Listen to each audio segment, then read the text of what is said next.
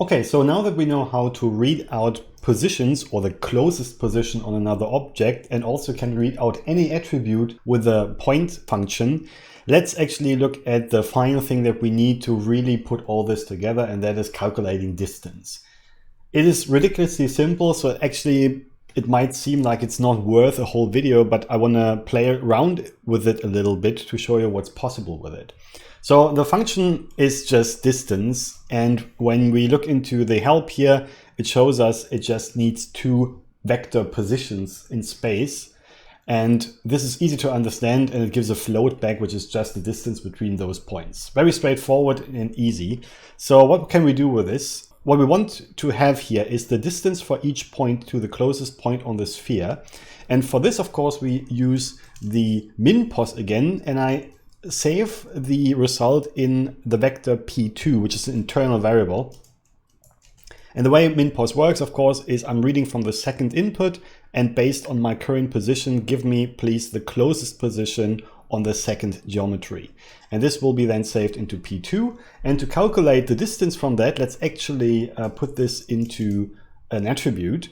We just calculate the distance between my current position and the position on the surface of the sphere that I found.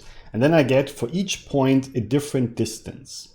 And now we can do all kinds of things with the stuff we learned. So for example, I could say if the distance is smaller than, I don't know, 0.5, then let's remove myself. So let's remove from my current geometry, my current point. And then it looks like this, that we can have a controller that deletes everything that gets close to it, which can be kind of interesting. So we calculate the distance here, make you show that again with pinning, and then remove based on that distance. Now, one problem that we will have to solve later on is when I go deeper into it, you might have already noticed it, this can happen. So what's happening here is that, and actually let me turn this sphere into a polygon, but as you can see, the min-pos doesn't care. But here you can see kind of the problem. This doesn't kind of understand whether we're inside or outside of the sphere. It just calculates, okay, where's the closest point relative to myself, and then the distance to that. And that also means that points inside of the sphere far away from the surface will not be deleted. And this can create some unexpected results like this, that there is a gap in the middle. And this is why we use SDFs. That's one of the use cases for that, so that we don't have to kind of figure out, are we inside or outside? We can basically read that out directly with an SDF, and this is something we will do in the next video. But let's go further with the normal distance and ignore this problem for now, because of course we cannot just delete stuff. We can also do other things like change the color. So as a simple way of doing this, and by the way, I will use an internal attribute for this now, even though it doesn't really matter, we can save the distance in form of color. So the closer this time it is, the darker it gets, because the number goes higher. Now let's invert that by saying 1 minus dist. This could be a way of inverting the whole function. And then you can see that the closer it is, the brighter it is. Now this is interesting, and actually you already know this, because it's basically exactly how the mask from geometry works. So it's not absolutely necessary to build something like that with VEX. You can already have that by using mask from geometry, but it's nice to be able to integrate that into your VEX code to do something with it. Now another thing, and I have to re-record this because something has changed here, is instead of using 1 minus this to invert the distance, we could just use a ramp. So we create our own ramp parameter with channel ramp. We have to give it a name, let's call it ramp, that's good enough. And then we use the distance as an input. And then the whole thing looks like this, as long as we actually create that ramp.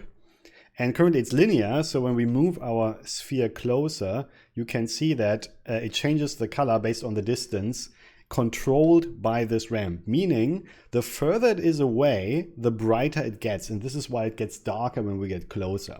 To invert this, of course, we can just invert the ramp like this, and then we have, just a white area around our sphere, which is interesting. The only problem here is a ramp always expects a range between 0 and 1. And this is why even if we change the behavior of our ramp, let's make it actually bigger, which we will do in a second, we will always only come as far as 1 meter actually. So let's change this, and actually let's get back to the original. We could have also just said here in our presets linear. Let's change this by simply changing the range of the distance by using our good old fit range function. So instead of distance being the actual distance, we want to refit it. And of course, what we will use is an input parameter for the min input and a parameter for the max input. And let's for now just map it on 0 to 1. And then we run this. First of all, nothing happens, and that's because we need actually our parameters. So let's create it. There you go. And let's say they're from 0 to 1. And this should give us exactly what we had before. But what we want to do is, first of all, sure, we want to change the distance. And you can see this actually works. This is a very important technique that you use all the time when working with ramps. But in this case, we want it to be brighter when it's closer. And instead of using the ramp here, we just invert the input. So we say when the distance is minimum, which is 0 in our case, then the value should be the highest. And when it's the furthest away, in our case, let's say 2 meters, like we set it here in max, it should be 0. So black in our case. Make sure that you actually understand this concept here. This is very important. We are remapping the distance to a new range between 0 and 1, in our case, inverting it at the same time, and then being able to use this ramp here to control the behavior or the distribution, basically, of our values. And this is a really powerful tool to actually do something with our distance by remapping it via a ramp. Now, instead of changing the color, which is interesting, what we actually could do with this is changing the geometry as well. So for example, we could just change the height of our position, and then you can see why this is really interesting. And first of all, let's make sure, as you can see, it's a bit edgy here, our height distribution. One thing that I often do is I change the interpolation of my points, for example, to a Catmull ROM. You can, play around with different ones. But you can see it gives a more smooth distribution here. Also, you can see the height of the whole thing is currently at a maximum 1, because out of the ramp comes a range between 0 and 1. So it's not only the input that is from 0 to 1, but also the output. So of course, what we can always add is at the end an additional parameter that controls the overall height. So let's call it height. There you go. And now we control the maximum height, which is a pretty cool tool. Now, if we change the shape a bit more, we can now actually create something that really feels like a hill. Maybe something like this. And now the cool thing is this code actually works with multiple geometries, because this is just looking for the min pos of the closest sphere. So if we create multiple spheres, we can merge them together and use them as a controller. So you can see where we were going with this. So let me quickly show you that with a nicer example. So it could look like this, for example. So the rocks are generated based on a scatter on the grid that we used to deform.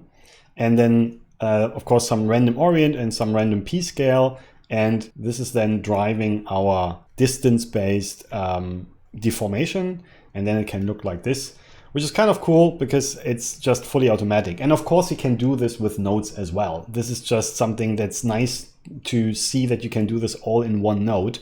And it can create some really interesting, deformations. And maybe, actually, something I forgot, we could even deform the geometry before we do that a little bit. Wait, it has to be not equal. So here I'm overwriting the height, but actually what I should have done is add to the height.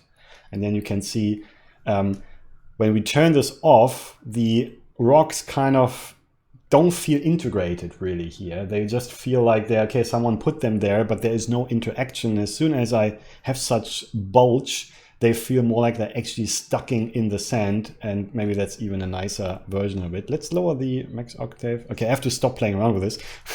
But you can see the idea, and it's pretty powerful to be able to do something like that. Of course, you can go further with this. You could add noise to this and add variation based on, I don't know, some randomness and all that. But this is kind of the simplest way of using this technique, and I think it's a pretty cool one. So distance is a really powerful tool that we can use if we understand it. Very often you have to use a fit range to change the range that comes out of it to something that you can actually use, like with a ramp. And we will use this for all kinds of stuff in combination with other things in the next couple of videos. So I hope this is helpful. Thanks very much and see you later. Cheers.